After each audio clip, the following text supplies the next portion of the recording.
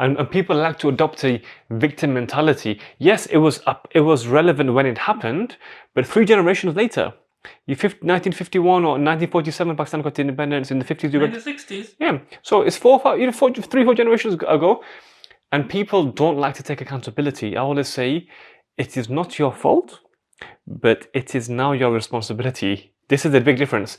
People conflate fault with responsibility. Like, if I knocked on your door and gave you a baby, a newborn baby, and just left, that newborn baby is not your fault. If someone left it there, but it's now your responsibility. You have to take responsibility for this baby.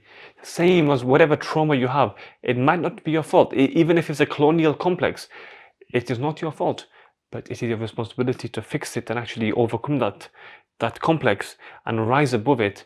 And I always say, with any trauma, you can always have the 2 V's, victim or victor.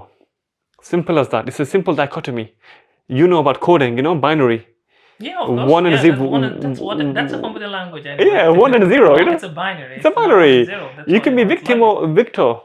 A victim or victor. Now let's say, coming from an African background, an Asian background, we are the luckiest people in the world because we've got the best of 2 worlds.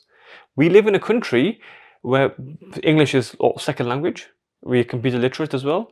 And we're living in the West, so we see both angles. We have this rich cultural experience where we've got our own background. We'll never forget our background. We are from Africa and Asia, but we're living in the West, so we can see things with both angles and we can have a nuanced understanding. And I think this is important, because people who don't leave the continent, they've got one understanding. And people living in the West who've never been to the continent, they'll get one understanding. We can traverse both areas and understand geopolitics from a bigger angle.